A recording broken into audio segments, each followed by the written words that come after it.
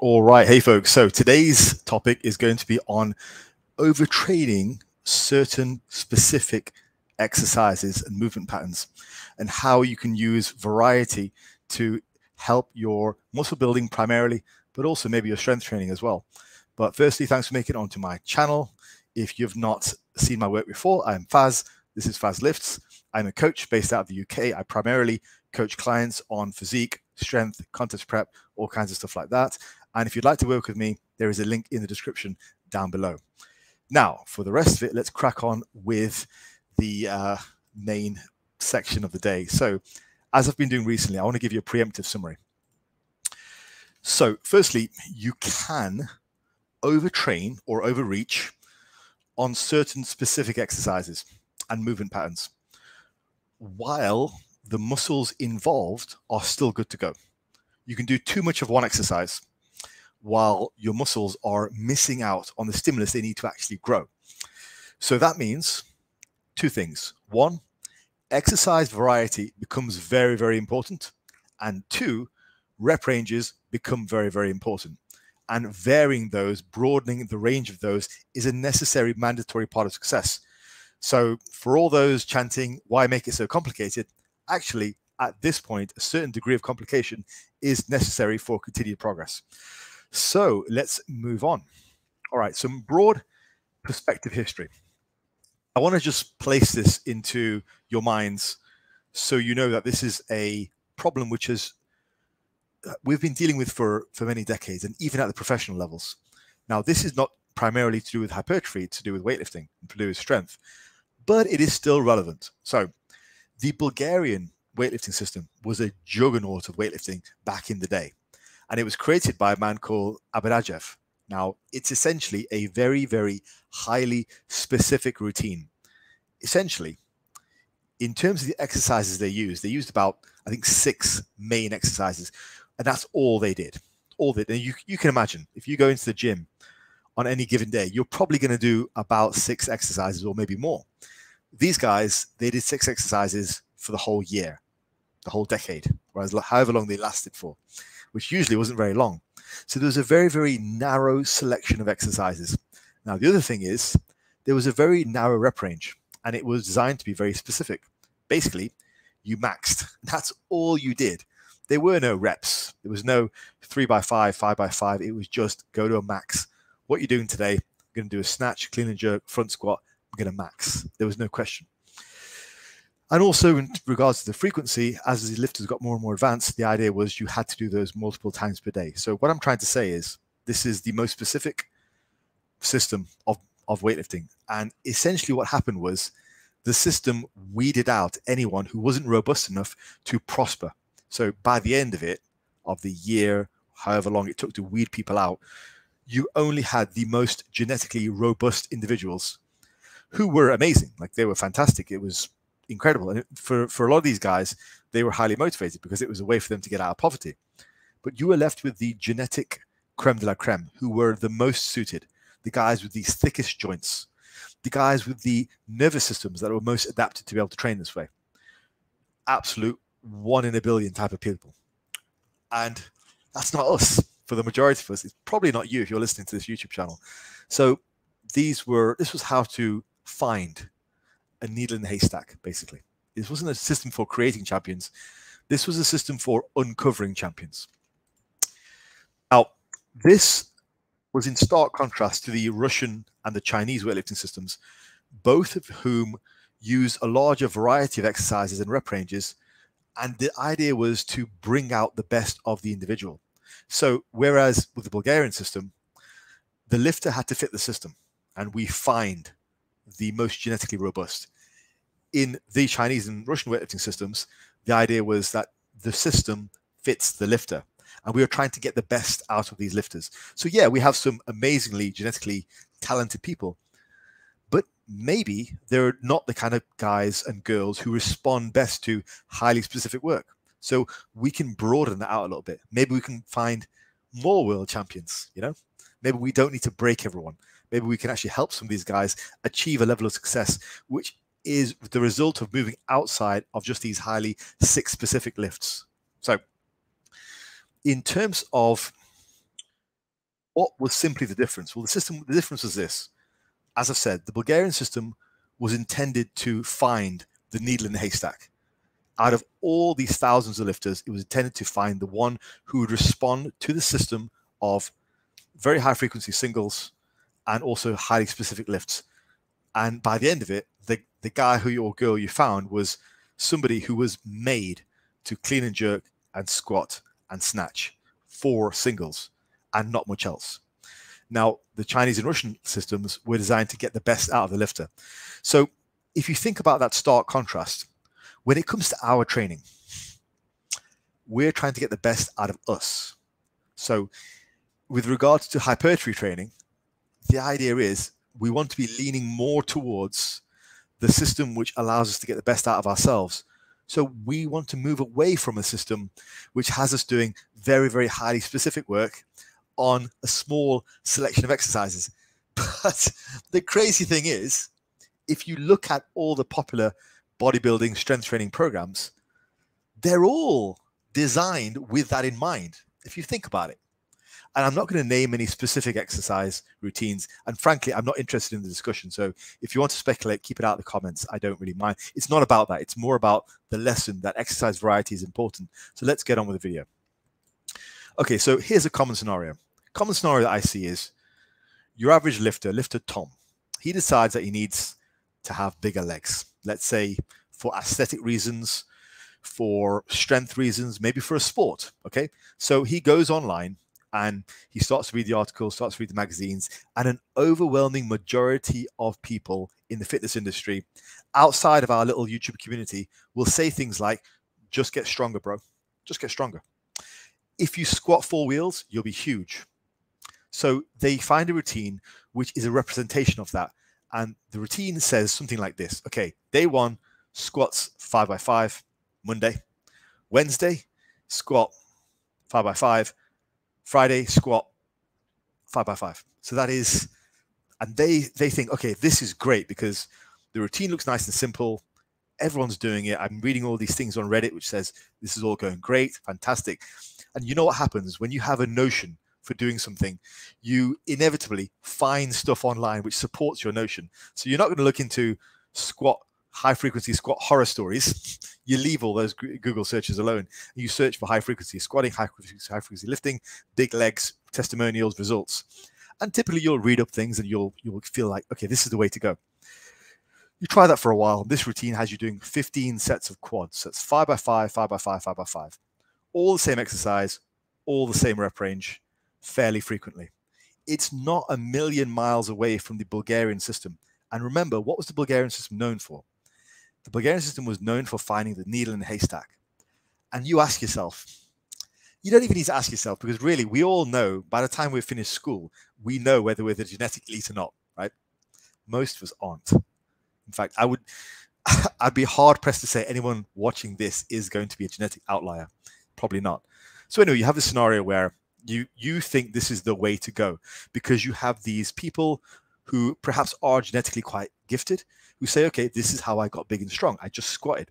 Sometimes it's for real. Other times they're just fake and they're just making stuff up. Don't ask me why people make stuff up, but just to elevate themselves, for whatever reason. Other times they may have a very different definition of big and strong to you. So they go, yeah, I got big and strong. I just squatted 3 times a week, 5x5. And it was awesome, bro. It was sick.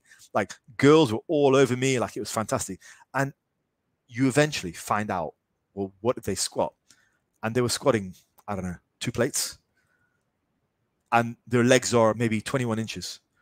And you're like, bro, your definition of big and strong is very, very different from mine. It's like, whatever, peace up. So that's typically how these conversations go. But anyway, moving on. So the person who's researched this routine has sort of justified it all. Said, look, I'm not a powerlifter. I just want to be bigger, but I guess this is kind of what we're doing now because all of this stuff that I'm researching online says, hey, this is how we do it. And also alongside that, there's a certain hint with these types of circles of an appeal to masculinity. Like you start to hear in these circles that other exercises like leg extensions and sissy squats are just for pansies and bro bodybuilders. Like, oh, you don't want to do leg extensions. That's for bros. You don't want to do drop sets and supersets. That's for bros. I've even heard people saying you shouldn't do side laterals because I think the quote was, or is waving your arms up and down in midair going to build big delts, or is pressing heavy weights? Why not both? But anyway, you'll hear all these arguments and you'll be indoctrinated into thinking, yeah, you know what, great, I'm just going to squat, it's going to be amazing. And yeah, you get the whole appeal to masculinity things. I'm a real man, I squat, you buy the t-shirt, all that stuff. And initially it starts with, you're just a regular guy with an accounting job who's doing some lifting because he wants to feel more confident. All of a sudden, you've been indoctrinated into this really weird, disordered world of modern bodybuilding fitness. And all you want to do is have stronger legs to impress your girl for running, for tennis, basketball. But now you're on a routine where you're squatting 3 times a week. You're destroyed because you can't really do much else. And you don't know why. But apparently that's the way to do it. So you start to think to yourself, you know what, maybe I'm just not for me. But there is a better way. And if you are involved with the YouTube community that I speak to, this is when the hypertrophy systems that I've created, like the Wizard, the Barbarian, you see an increasingly high amount of variety across the week.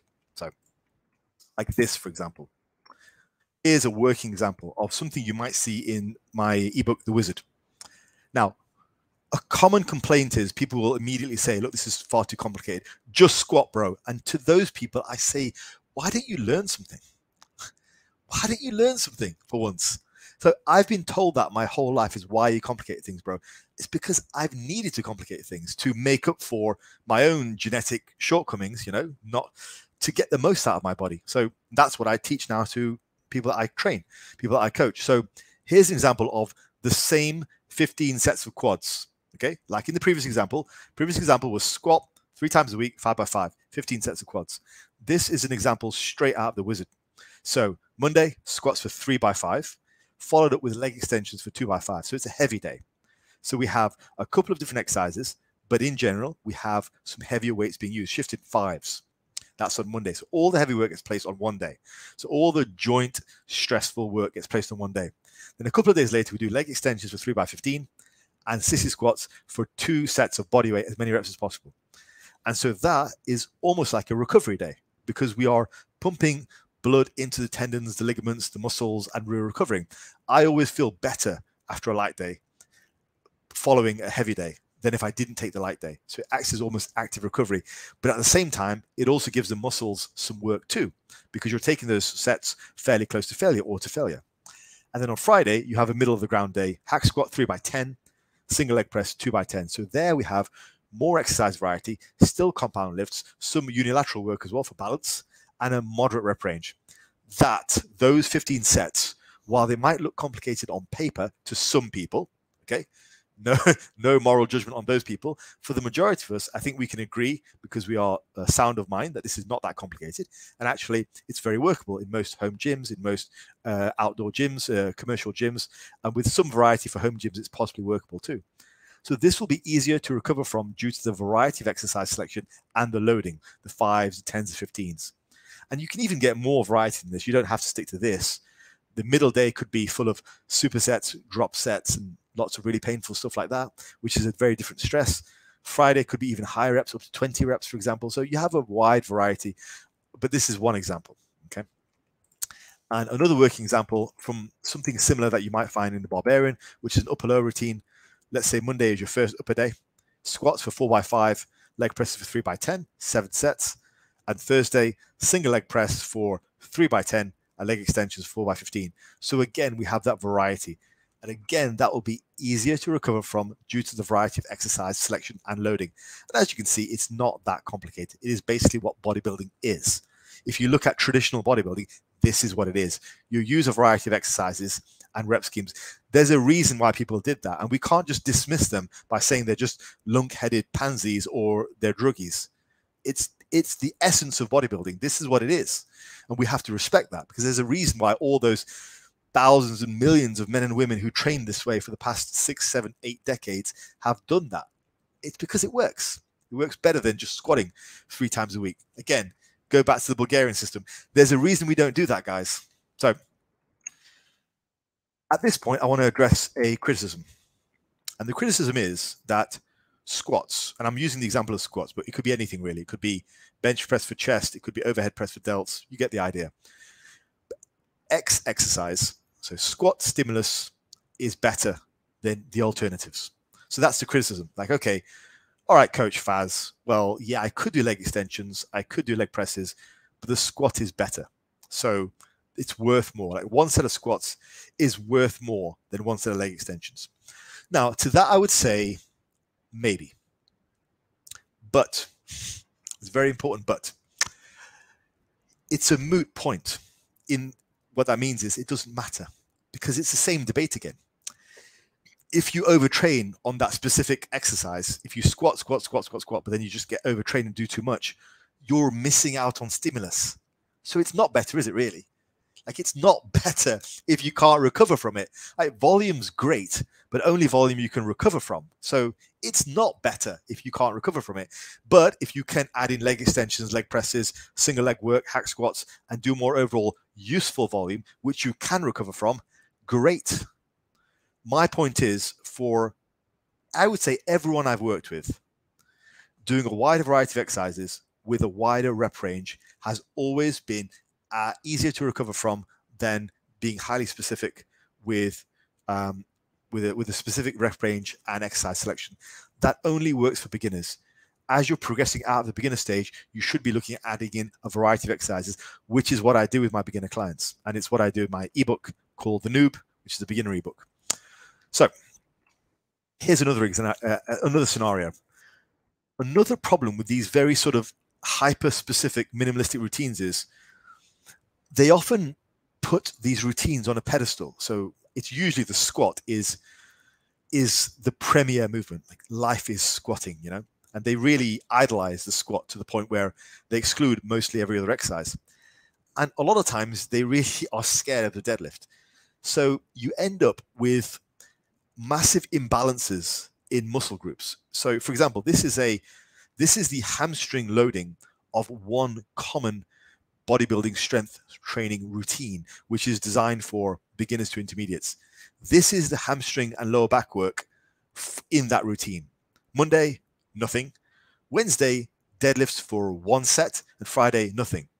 Now, that same routine has you doing 15 sets of quads and 1 set of hamstrings.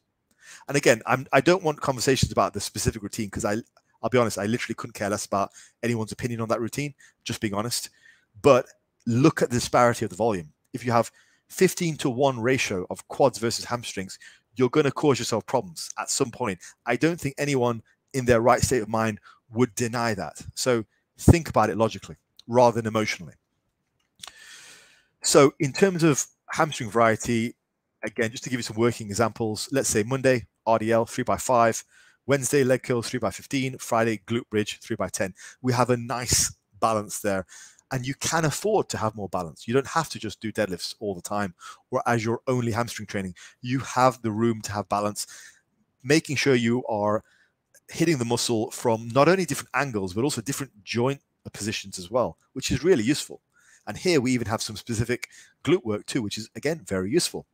So you can afford to balance the routine. You can afford to actually have more hamstring work because you're not systemically wrecked from doing 15 sets of squats. So when it comes to exercise variety and repetition variety, this is another reason why it's useful, because you can afford to have the variety across the week, which enables you to make a balanced routine full of balanced gains, which are going to also help you from staying injury-free in the future as well. So putting it all together, rather than say 15 sets of quads versus 1 set of hamstrings, how about something like this? Monday, squats 3x5, good mornings 3x5. Okay. Great pairing together. Squats and good mornings go together like peanut butter and jelly. Wednesday, leg extensions and leg curls. Again, another good pairing. Also, that means Wednesday we have less spinal loading, less axial loading, which is, again, good for recovery. Friday, leg presses and RDLs 3x10. So we have a very balanced routine there, okay, which is very good. And another way of putting it together, let's say we were to do an upper lower. Okay, let's do something different. Let's say we have an upper lower and we want to actually bias more work for the quads on one day and bias more work for the hamstrings on another day. Again, a very, very nice way of doing things, particularly useful for the legs, because a lot of people find knee dominant work to be a little bit much twice a week. It's okay every 5 days or every 7 days, but twice a week is sometimes a little bit too much. I fall into that category. Over time, I'm not so great with having knee flexion work twice a week. I would rather have one knee heavy dominant day and one hamstring dominant day, but still doing a bit of each. So for example, I might do squats, leg presses and leg curls on day 1. So that's a very heavily knee flexion day. And the only sort of hamstring exercise I'm doing there is leg curl, which is a relatively lighter exercise. No hip hinging, just a leg curl. And on Thursday, I might do RDLs, a good morning, so all the hip hinging, followed by leg extensions. So a little bit lighter work for the quads and heavier work for the hamstrings and glutes. So it allows us to just prioritize one muscle group and the other on the other day. So it's a really nice way of doing things. And again, a variety of rep ranges, exercises, and a variety of focus allows us to overall do more comfortably with less joint stress and just hopefully better outcomes without feeling so wrecked. So, concluding thoughts. Hopefully you found that useful. I wanted to give you a very practical video with demonstrations of examples of things. My main goal for this is to try and pull you away from any one exercise being the be all and end all of a routine, because it's not. And yeah, listen, it's fun to put exercise on a pedestal. Like, yeah, there are certain exercises which are great. You know, close grip benches, fantastic. High bar squats, great. Stiff leg deadlifts, great. But I don't want you to view those to the exclusion of other exercises, because I believe I've made that mistake in the past too. When I was powerlifting, I probably did put too much of an emphasis on the stiff leg deadlift as the main assistance exercise for the deadlift. Maybe too much emphasis on the close grip bench and the high bar squat, whereas I should have varied them out a lot more. And that's what you have to do, particularly as a bodybuilder, but also true as a strength athlete. You have the agency to have a lot more variety than some information outlets would have you believe. Simplicity sells. Okay, so me sat here giving you examples of the wizard routine where 6 different exercises, that's going to be a lot more complicated for some people than just the prescription of squat 3 times a week. And for some people, they don't like complexity. They don't have the mental capacity to handle complexity. Like, they might be intelligent people, but they don't like intelligent and nuanced arguments. There's a difference. You can be intelligent, but not really appreciate nuance. So a lot of people don't like nuance. They don't like details. They don't like complication. So they'll watch the video and go, why complicate things, Faz? And trust me, I've had that for 22 years. But I've also made a lot more progress than most people too. And it's because of this type. This is not just complexity for the sake of complexity. This is complexity for solving problems. So there are no special exercises. And there is a very broad rep range for hypertrophy. I mean, this video alone, I've only touched on 5 to 15.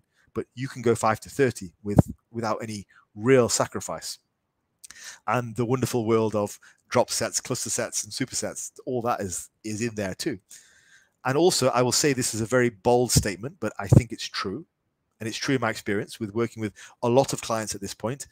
You will likely get better results overall over a long period of time by varying rep ranges and exercises, particularly for hypertrophy, but I would say also for strength training. It's a bold statement, particularly for strength training, but it's true, I feel. So hopefully you found that useful. This video actually originally came out of a conversation with a client who was struggling on squats, but was progressing on everything else. So we started to talk about overtraining on certain movement patterns. And for him, the squat had to go. Everything else was going up. So leg press, leg extensions, everything else was going up. So his quads were getting stronger, but his squat wasn't really moving. So you have to think to yourself at that stage, why am I still squatting? The squat has provably plateaued. Everything else is going up. Okay, so we're gaining weight. We're doing everything else right. Obviously, he's my client. I'm making sure everything else is in check. So let's get rid of the squat. Why is that a problem? It's not. It's gone. We have another exercise in place, the hack squat, for example. So we make some progress on that. And we might come back to the squat in, say, 6 months' time. But that's okay because there's nothing special about the squat. And it's the same with the bench press. And oftentimes what I will find is, as a bit of an addition to this video, just something I've just thought of, people will stall quicker on the big exercises like the bench press, the squat, the deadlift, simply because they are more trained on those. So you can have somebody doing a bench press, incline dumbbell bench, weighted dip, and cable crossover. odds are they'll stall on the bench press first out of the 4 exercises, even though their chest is getting stronger. Why is that? It's because for the previous 5 years before they signed up with me, they'd been doing the bench press religiously every Monday for, and trying to get stronger because they have an emotional attachment to it. So a lot of times these big exercises have such an emotional attachment that you're going to stall out on them sooner rather than later. So rather than get depressed about it, rather than try and change your routine, just get rid of the exercise. Replace it with something else, carry on with everything else just as you were, and carry on progressing. Exercise specific burnout is a real thing, and that is the purpose of today's video. I'll call it there, and if you've gotten this far and you haven't subscribed, do go ahead and subscribe to the channel, hit the bell icon, hit me up for coaching, and I will see you in the next one. Take it easy.